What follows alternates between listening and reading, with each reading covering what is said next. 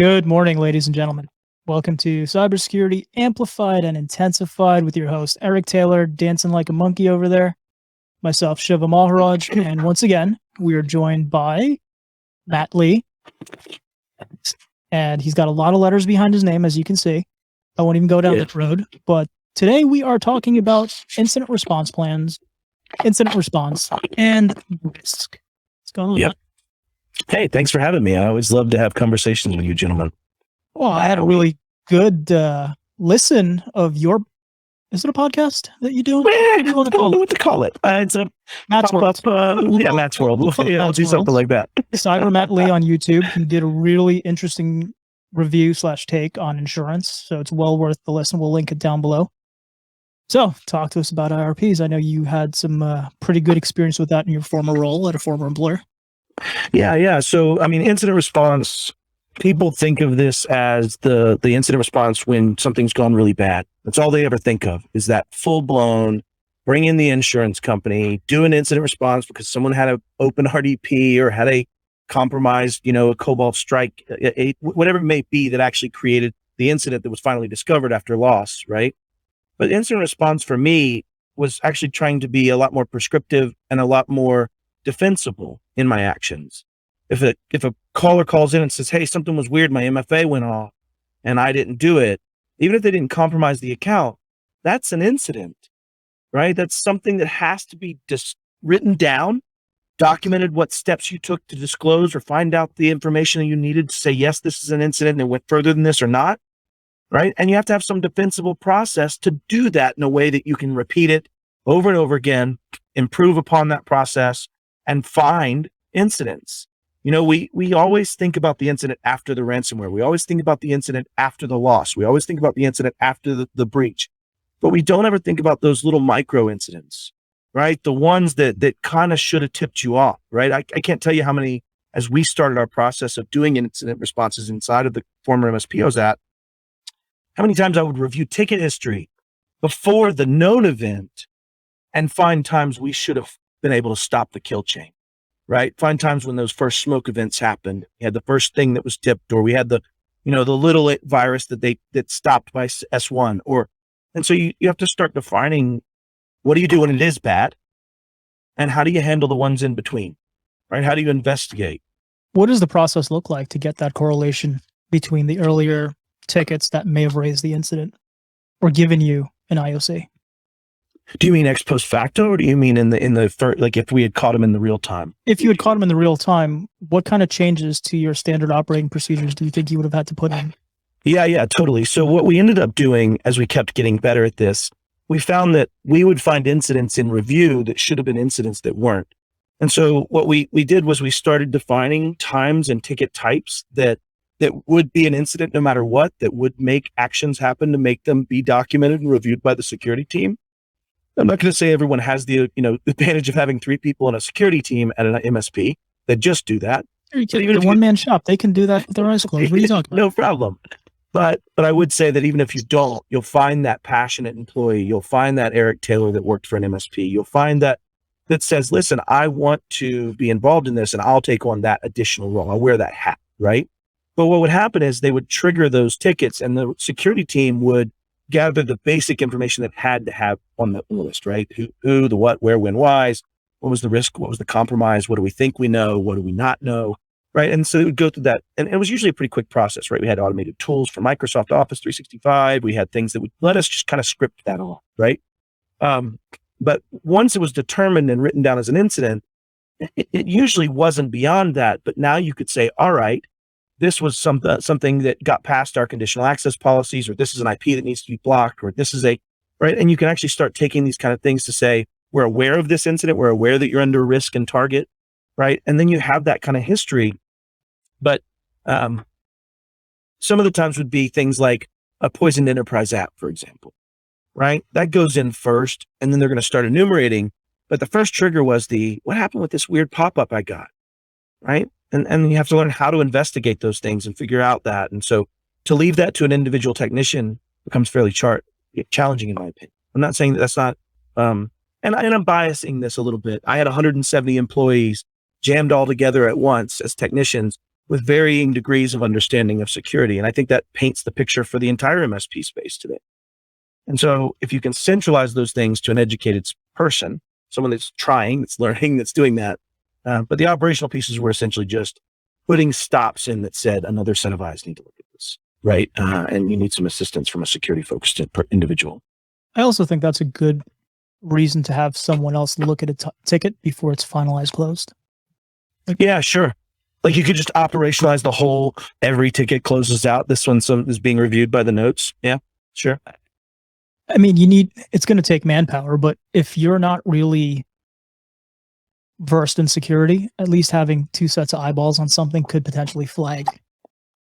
Well, and here's where I'm getting at. I don't think that what we're trying to do is actually be super efficacious in this first motion, right? Like when I was building our IR plan, I didn't lie to myself and think I was doing something good yet, right? I have a question for you with that IR plan. And Eric, this is probably your wheelhouse because I'm just an MSP. Well, let me finish the thought so I don't lose it. But go for it. The reason I say that is that what you're really trying to build as an MSP, in my opinion, is defensibility for some of your actions, right? Even if I suck at making a determination, if I apply the same way across, show improvement, show iterative growth in those capabilities, I can be wrong a lot and be quite forgiven, right? I didn't think this was an incident. I did all the digging I could. Here's the due diligence. Here's the evidence. Here's the information.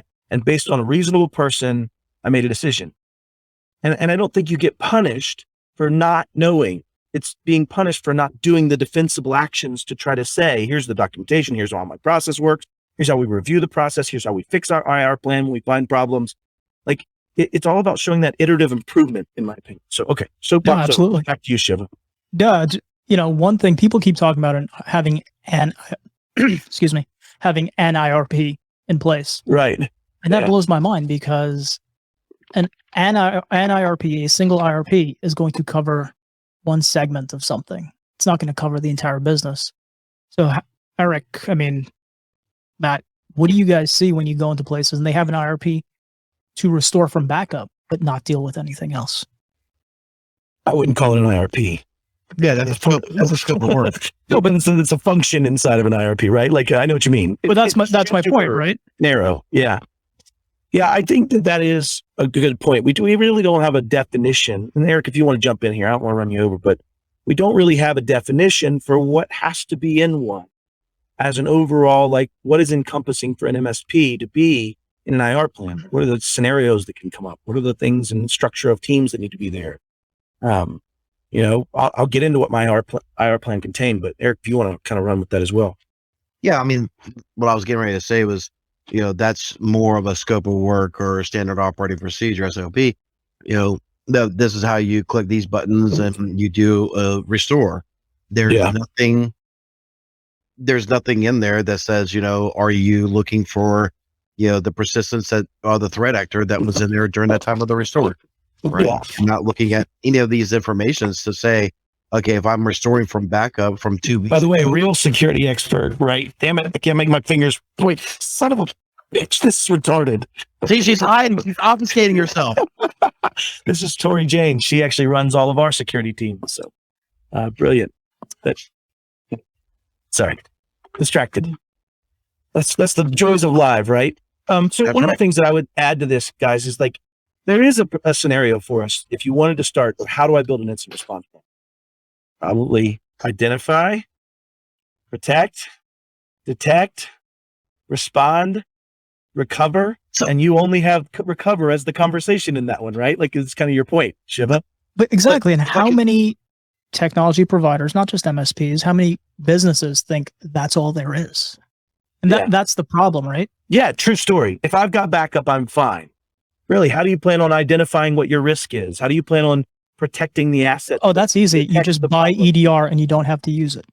Yeah, EDR solves it. You don't have to put it on. You just sleep on it. Put it under your pillow. As long as you pay that bill, you're good. Yeah, it's like installing a WAF but have nothing behind it. But the greater or the more granular thing that really needs to be done is a lot of times not evaluating the stakeholders for certain aspects or certain roles has been always the biggest thing that I've always seen as the fail off for any sort of, IRP incident response policy to be implemented. It's like, you have 10 deep employees in a company. Bob over here he's really good at analyzing email. Alex is over here really good at sysmon and syslog stuff, identifying who is the stakeholder, who is the person to take up charge in certain areas, instead of, some, Alex guy who you just started 3 weeks ago and has no idea what's going on, is trying to figure it all out. Yeah. Really identifying those key people and what their roles are in any sort of incident response. Yeah. No, it's brilliant. What we had was different matrices, right? Because we had defined a comms manager, right? That's going to be the person that'll be responsible for comms. We had defined who's the responding technical officer, who's the responding security engagement person, who's going to be right? And so you start getting into having to define those, but based on the type of engagement, right? Like if I had an event that came from my MSP being compromised by a threat actor and that spreading to all of our people, we had a much different structure of who would be involved in those roles than if we had a single incident of email compromise at a client, right? Those might be quite local to a single office. They might be in decision of the capacitance of that general manager to move forward with some guidance from the security team. But ultimately, if it was a giant thing, there's going to be the CEO, there's going to be the head of sales with comms, and it's going to be, right? And so you had these defined like actors, right? That all wear a hat, and they have this defined hat. It's defined what they're supposed to do. We printed comm cards for different various, scenarios so we could have the same communication structure between us all. But yeah, the roles matter. So a couple of weeks ago, we had Alan Liska from Recorded Future on, and Nice. he mentioned that a lot of companies should have an incident response engagement in place long before they have an actual incident. So yeah, how are people putting together these IRPs if they don't know where they have to go? Oh, I spend money, right? Like, I'll be honest with you. We hired a team from Anil Initiative. That's a couple of Air Force officers that have been doing a lot of red and blue team engagements with the Air Force for years. And they wrote, a lot of really cool stuff for DHS. And short story is they came in, we spent with all of our executives, and all of our actors that would be part of that space. We spent 2 days, and then they commissioned our first initial IRP, and it was horrible as far as actual practicality of operational use. But it was a guide. It was the beginning of what are the components, what has to be in it. And so we really just had a section for each. What is in our identify section? What are the processes? Because if you think about this, an IRP is also an operational plan for some of the stuff we talk about in security. It's not any different. They're extensible, right? How to identify my devices. We need to have a policy that says this is how a device gets brought into our ecosystem and how a device gets offboarded out of our ecosystem. Well, how do I identify where our data is? This is how we consume data. This is how we find, but you start getting into, this is really actually a cookbook for all of it, right? If you're going to have an incident response, you have to know what you're responding to. You have to know what its worth is. You have to understand the regulatory conditions. You have to understand, right? That all matters. And you can't do it in a vacuum of just, is this a malop? Who gives a shit? That doesn't even matter. It's about all of the stages in that process. And so an incident response plan actually should be quite an integral living document in your day-to-day life, as at least with extensible documents, right? I had 170 supporting documents for my incident response plan. And I know that sounds huge, but they're documents like, how do I set up a user? And now they're referenceable. They're part of CIS. They're part of NIST. They're part of your system security plan. But I'd rather have to weed through 170 documents than go to a client and face one page that is their entire plan.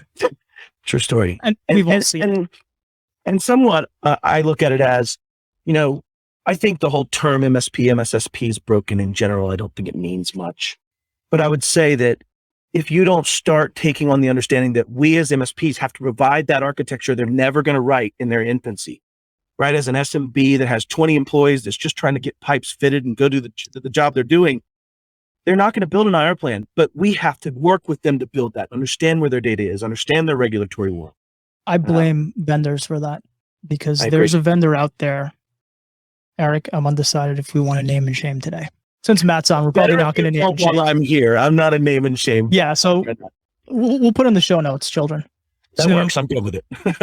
Dude, you almost referenced it. You almost. So, anyways. There's a vendor out there that says if you partner with them, you will be an MSSP. Add the S to your MSP, right? Yeah. Seriously? Yeah. The histrionics of vendors, like, I think the general statement, like, look at Stop Sol Malware. Like, I was on a webinar and they wanted to put this malware-free webinar below mine and Chris Roberts' face. And we're like, no, it's not malware-free. I have malware on my laptop right now. Like, I've written it myself. Like, RMM is a malware. It's just who's in control of it. 100%. It's all about what's being done with it, isn't it? Shit. Yeah, it goes back to what we've always thought. Well, no, I shouldn't say always, but here recently, definitely been talking about is, people are buying a tool to find out what problems it can solve versus having a problem and finding out what tool it can solve or what tool can solve that problem. Right. So just because you partnered with a SIM or SOC does not make you a freaking MSSP, and that's the one thing that I was really beating them up about. It's like, so I partner with you and I'm now an MSSP.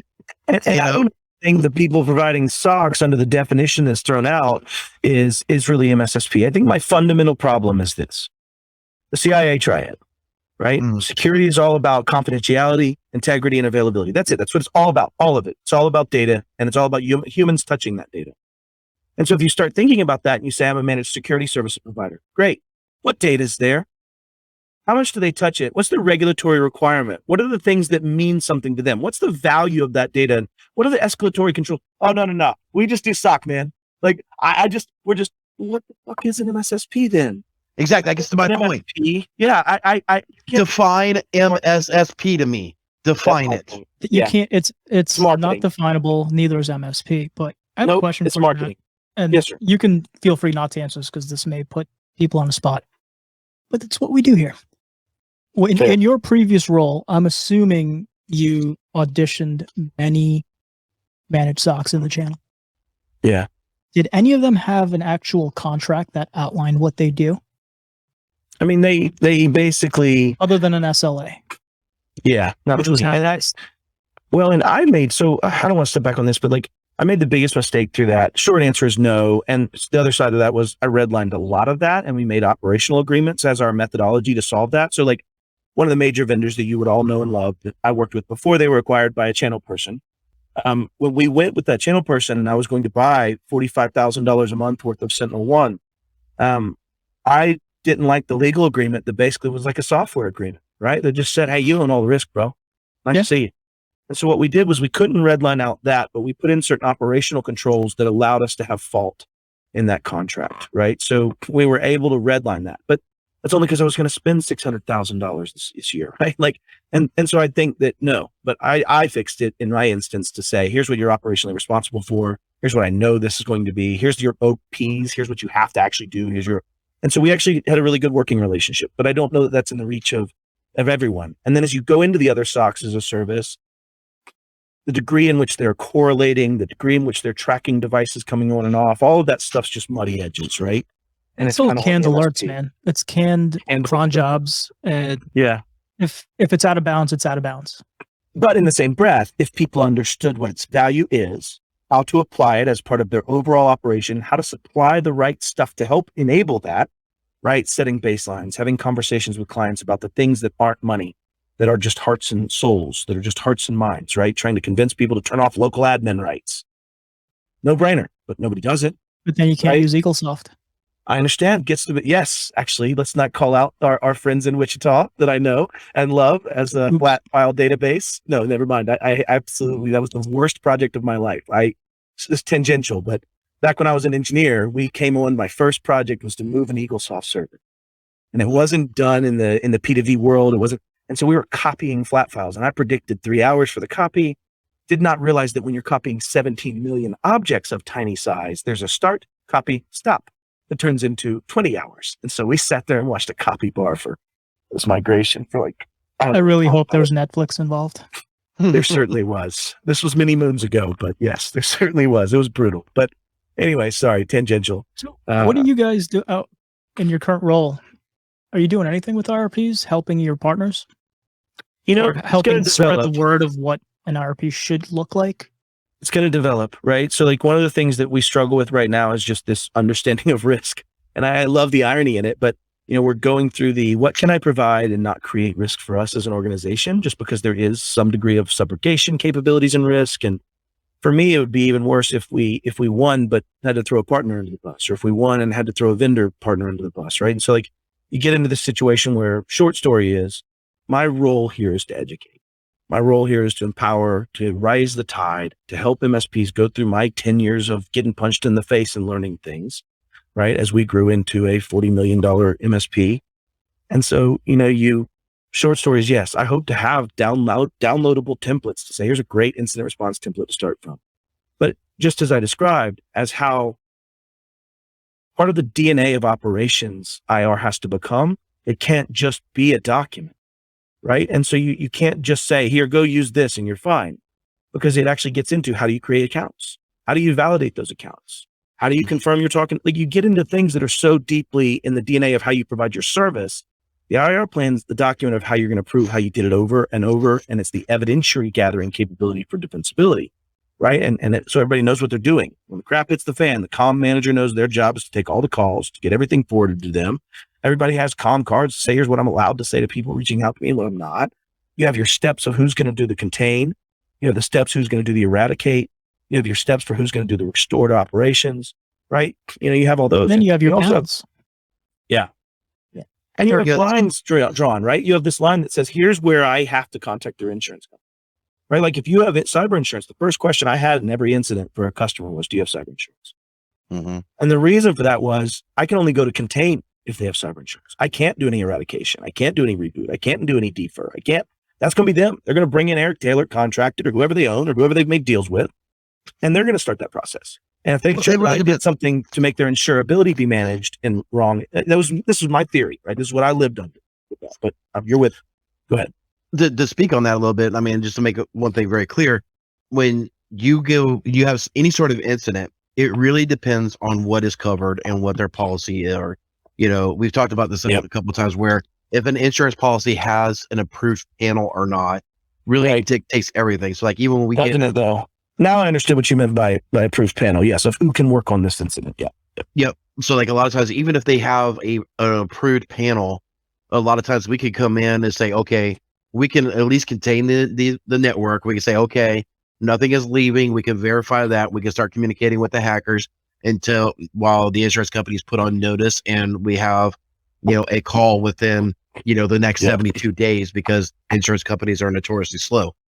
And most people don't think about that. If their infrastructure can't be restored and they have on-prem infrastructure, or even if they have Azure infrastructure, whatever, they don't have these capabilities, maybe to spin up a HA copy, then you might be down until the insurance. I had one for a week where a law office was down because they didn't do any HA. I scramble, we get them a server, we restore, we bring up the network, right? But we don't have this pre-planned, right? And so we had to do those things. But I think that's an accurate point, is that the insurers, if they're going to get involved, you don't want to do anything to disturb the insurability, right? As the MSP, you don't want to go in and reboot the server, lose all of the memory that you could have actually pulled and quiesced to determine what they did. And now it turns out they're not insurable because you've messed with it, right? Or you have the subrogation aspect of it. And I think you definitely have some risk when it comes to touching first. So we always had the policy of, if we suspect an incident, we need to talk to them. And the client will go, well, what should I do? Should I call my insurance company? I really can't give you advice on that. I can tell you what the nature of this is. I can tell you, but it's your choice. If you're not going to engage the insurance, I need that back in writing. See, and then I move forward. I really wish people, even if they don't call me, they don't call Barricade, they don't call me. I wouldn't. I'm just saying, I'm biased naturally, but sure, I really wish MSPs would find an incident response firm that they can have conversations with. It's like having an attorney to some degree, but you have that, you start building that trust, you start building that. When you set that threshold, right? Like, where am I going to engage Eric? At what point do we need this defensibility of a third party that can say, here's the forensics I collected? If it's not an insurer, that's exactly when I would do that. Right. I've done several incident responses where I just paid. I think one was Infogressive. I think I did a couple through Mandiant. There were a couple different engagements that we had where we were just, Coalfire, sorry, where we were just trying to find an incident response plan. So yes, I would say make a relationship with one, maybe even retainer, or come up with a structure for pricing or as a service models. And, when you come in, the challenge you have to understand when you're trying to pick that person is, if they had to go to court, would they be able to justify what they've said? And would they have the recompense to be able to justify what they've decided? What was this an incident? What was the loss? Do I need to disclose? Especially when you come around HIPAA or you come around, the nascent privacy laws that are coming out and CCPA and things like that. There's real decisions to be made on what do I do? Do I disclose this or not? Yeah, that's a big thing that, you brought up, and a lot of people don't. It's like, oh, well, this incident response firm was cheap. You know what? If it goes to court, they're not going to be able to stand up on their own 2 feet. Let alone the prosecutorial challenge. One of the things we face right now in the US is that because of the technical nature and how long our populace has said, oh, I'll let the smart people do that, and how much maturation our world has had in technology, all those coming together.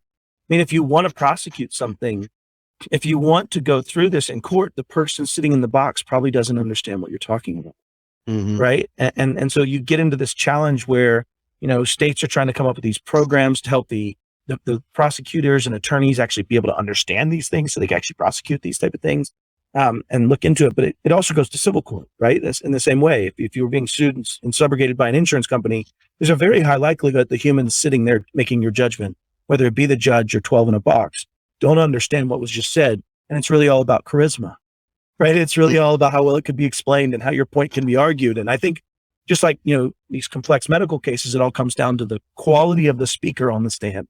Yep. These are my opinions, but I think that's where, when you're in this prosecutorial challenge, it really does help to have somebody that's not you, that has a vested interest, that has said, like, not me as an MSP, that's willing to go sit on that stand and say, yeah, this is what we did. This is why we decided to do it. Here's all the things we followed. Here's the evidence we gathered. Especially and so that's what I mean. You define a threshold. If it's going to be this type of risk, I'm going to engage them because of the defensibility nature, right? Like, if that makes sense. And have data that can be backed up with using proper tools, not just some fly-by-night open source, whatever's the cheapest, freest thing possible. Right. Not that I have anything against open source.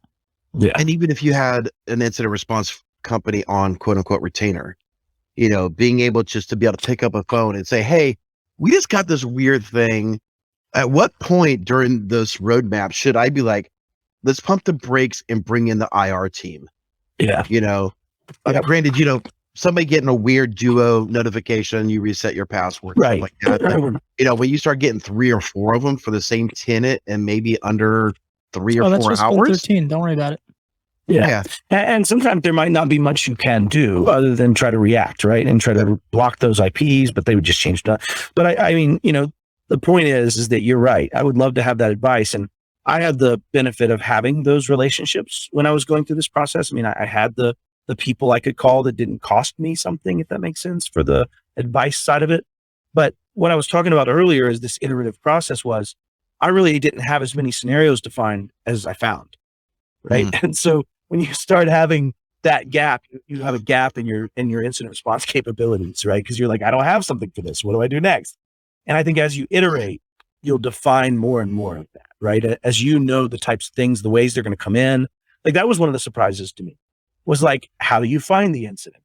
And, you always made this assumption it's a frontline worker, but that may not be the case, right? It may not be, my help desk that discovers them. This could be a project engineer. This could be, right? There's all kinds of stuff where it just blew my mind that I didn't have plans for how we might discover these incidents and how I would have operational processes to ensure that we took care of them and documented them. And at first it was all in Teams. I'm literally writing these stupid things up in a Teams directory, right? Like with Word docs.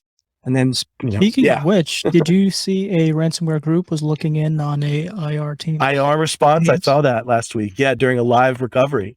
Yeah, I started looking at mine. I was like, oh, was it my crap? No, it was in French. We speak a different type of French on this side of the Ours is, true story. So have you ever had a case, Matt, or know of a situation?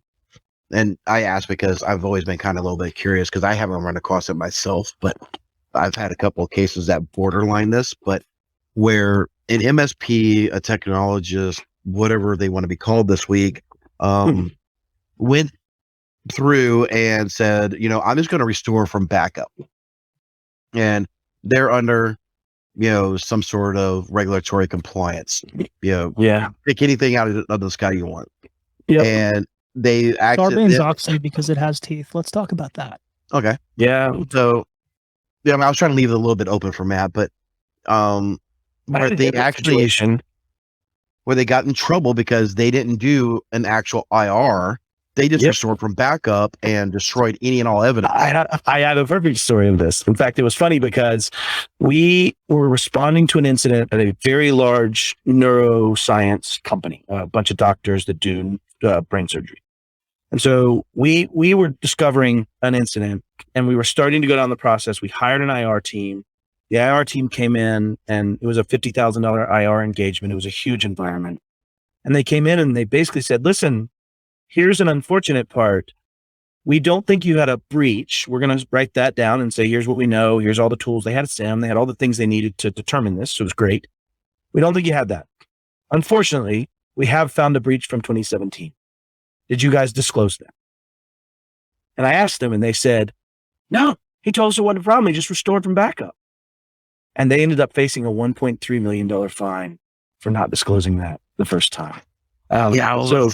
Yes. And luckily it wasn't my execution, right? This was a former MSP. In fact, it was a guy that we hired that was a total tool. So it was perfect. But, I don't want to get into that one. That's one of those that, I don't do betrayal of trust well.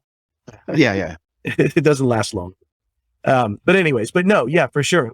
Definitely. I've seen this. Yes. I haven't seen it in any other regulatory. I really haven't dealt with SOX very much, Shiva. As an MSP, we really didn't have a lot of customers that would have fallen under a lot of Sarbanes-Oxley, but, or it was my own ignorance. I find those all the time too. So it's okay. So I think I'll let you take this track. No, it's just, I like Sarbanes-Oxley because it's very strict and rigid in what they prescribe. And the really cool thing about it is you're not allowed to pay the ransom. Yeah. Which would take, which makes me wonder, is that why a lot of financial institutions aren't targeted for ransomware?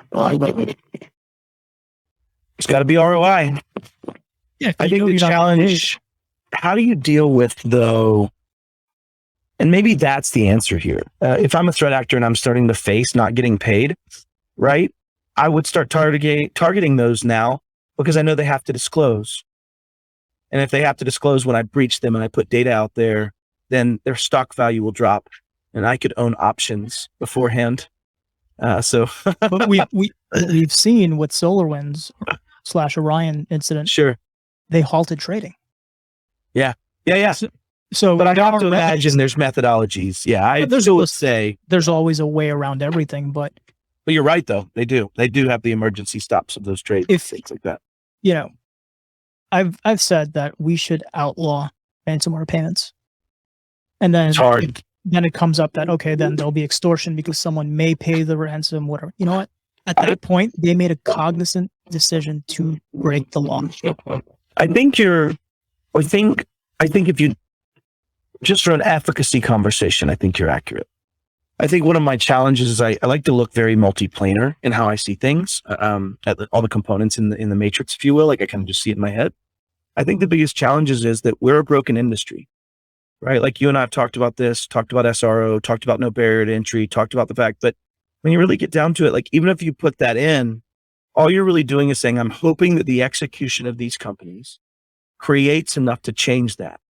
And as I look at the that isn't changeable in its linear state. It's going to have a lot of other catalysts. It's going to have a lot of things that drive the change in our industry that say people that I don't have to educate like this, right? At some point, there shouldn't have to be a me educating that. But attorneys don't have that challenge. They get a bar exam, they walk in, they still get some apprenticeship, sure.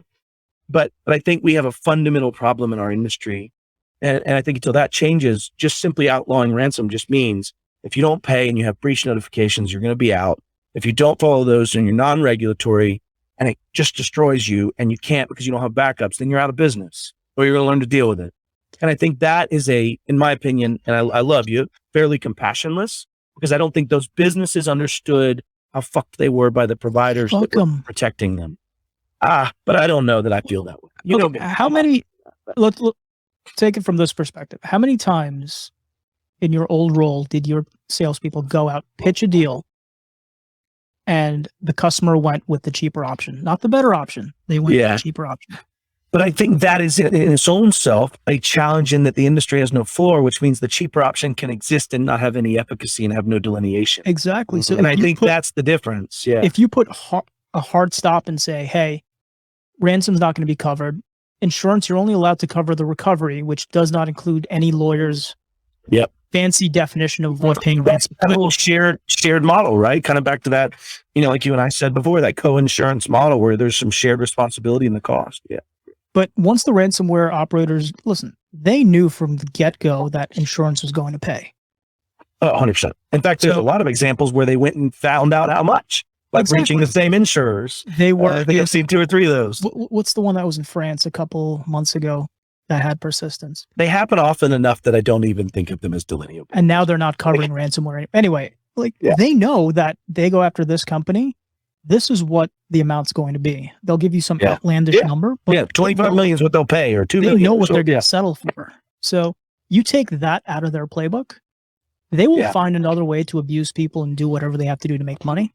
But it takes ransomware off the table. And this will always evolve, right? Like, this is just the same thing as somebody coming by and going, Eric, I sure hate for your building to burn down. Why don't you pay me $5,000 a month? I'll protect your building from burning down. That didn't change, right? The extortion just it's just a different way to skin the same cat at the end of the day. Yeah, exactly. I mean, let's not be honest. If the insurance pays or not, I would have to say probably 20% of my cases that I work are insurance based.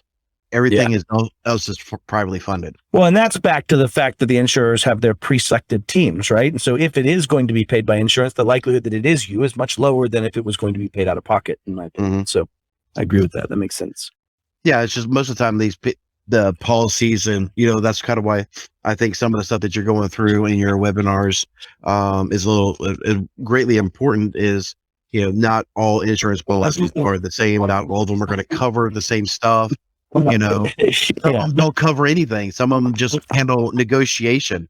They don't handle any other remediation. They're all struggling with like this rampant loss, right? Like if I always go back to the human body, but like I'm not going to live past 100, like empirically, right? And so if I'm at 99 years old and I want to go buy a life insurance policy for $100,000, I'm going to pay $120,000. The insurance company is going to make money, and you're presented with this scenario where, in a nascent market, insurers have no real actuarial data, and even worse, they have lies. They have forms where people said MFA's in place. Yeah, but how much? How deep? They didn't even know to ask that question until recently, right? And so I think what I'm getting at is this is a rapidly evolving industry. If you take it back to the time frame of the Industrial Revolution, it's 100 years to go through the iterations of steam engine to electricity, right? Like that's massive. We've done those type of iterations in years, in months, right, in the technology world. And I think that's part of this symptom here. I think you mentioned before, but look at push bars on doors. It took mass casualties in a sewing factory. In a sewing factory, burning 100 women to death. Yeah. When Virginia Tech had their shooting, the design of push bars were changed so they can't be chained. Exactly. It modifies, right? So, it grows to the new threat. Yeah. We're not doing that as an industry. Not well. Not in the proletariat. Yeah, not in the proletariat. I've met some humans that I think are doing a good job. Cybersecurity is really good at banging that drum and saying, be afraid of ransomware. Well, you know what? That increases revenue for them. So great. They're going to keep doing it. Yeah, I agree. I think, though, that when you start thinking about the changes that have to happen in our industry, we can't keep separating security from technology. You can't define that as a separate thing. I have a question. You guys, I don't know if we can talk about this, so tell me no. I won't edit it, but I'll just say no. Yeah, no worries. You guys did an acquisition recently of a company that helps with business process, or something. We did. Like that? Yep. Anything on the table for that company to start educating your customers, which are providers, on what should be? Yes. That is the home, whatever you want to call it. That's the home for it. And it goes back to what we talked about, right? It's not just a document. My doctor doesn't just read a operation manual for appendix surgery. There's a degree of operational, feel and touch and maturity. And so I think short story is the best avenue, without saying it, or something like that would definitely come through. Would that be a VR version of YouTube now? Yeah, something. Sorry. I think it's needed. You guys are, and correct me if I'm wrong here, the preeminent MSP's choice for distribution. I hope so. Jay McBain probably laid that out pretty well, that most things are going to go through marketplace. If you start to correlate that, then Like you guys are built for the channel, I would say. I hope. So We care. what better way to say, hey, you want to buy from us? Get some education too.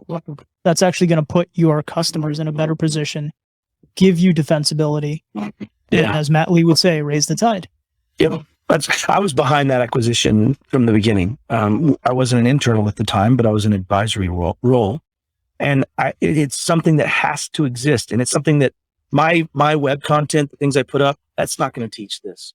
You need someone to show you your failures, to operationally guide you through it. And what's great is in that acquisition, most people don't know, the gentleman that owned that also used to be a CISSP. He just never renewed it, like 20 years ago. So he actually has quite the foundational knowledge.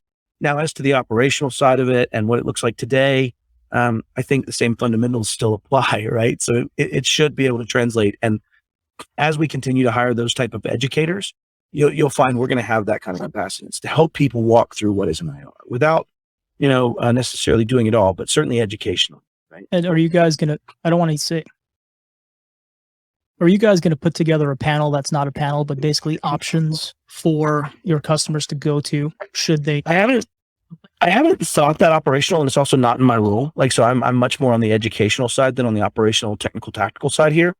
But I would say that after hearing our new CTO's vision and what he's building, it absolutely would be prudent of us to have those type of, or at least a Rolodex of saying. That's my point. Yeah. Here's we're not endorsing the liability. No. I know, there might even be a world where there's a margin for us. Of course, right? there's always a margin number there's a margin number for everything. Come on. Yeah, but that, implied or implicit. Well, and even when you pay your bar dues, right? Like to some extent, there has to be some degree of how do I offboard someone that's not doing a good job? How do I validate what they're doing? And so a lot of those components are kind of part of that. But yeah, I'm not that guy, but I wouldn't be surprised if the company I work for ended up doing that. So it makes sense with that acquisition. Yep. Do you think there's the writing on the wall where these type of trainings will be required? Oh, I hope. Not necessarily to, start partnership, but at least say within 6 months or a year, I must have this. Yeah, I won't speak on that, but you and I are very similar in our thoughts on the matter for barriers to entry. Yeah. So we had David Weeks of Enable on. I love that guy. And we were talking about it, that, they have education, this, that, whatever. And it looks like they're taking genuine steps to make their partners better. And I asked him, I said, is there going to come a time where you're going to jettison partners because all of their team is not trained on your product? So if you wanted to control risk, you're going to have to. It's my opinion. And I think, you guys have to do it. Anyone who's selling anyone anything, you're going to have to get to that. Otherwise, you're not going to change anything.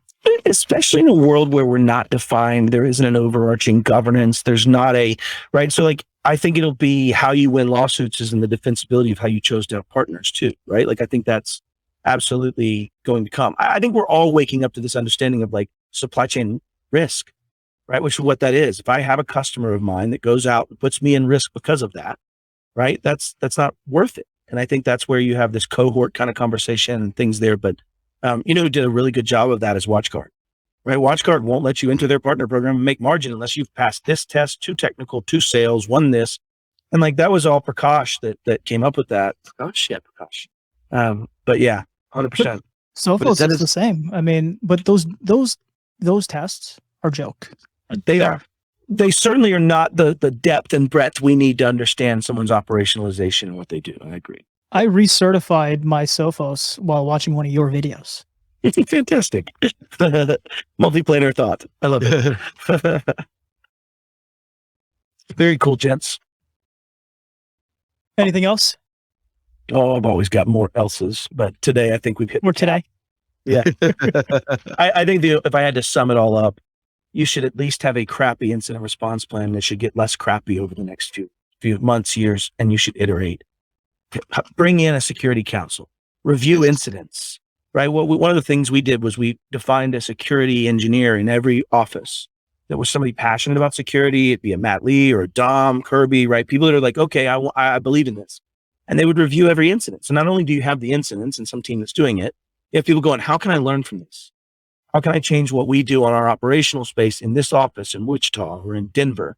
How can we, and so I understand that's taking into these like non-locals, but the point is define an incident response plan, write down what you're going to do. Even if it's the shittiest plan in the world, it's written down and you follow it and you start growing on it and you learn. I don't think the days exist where you can't have a deeply integrated incident response plan in your world. And setting yourself on fire and go, whoa, whoa, whoa, whoa, like Homer Simpson rolling around on the ground. That's epic. I totally pictured that.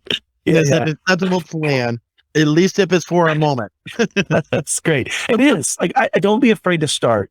I think my point is there is no barrier to entry. There is no standard of care. Then you can't be wrong heading in the direction that improves your standard.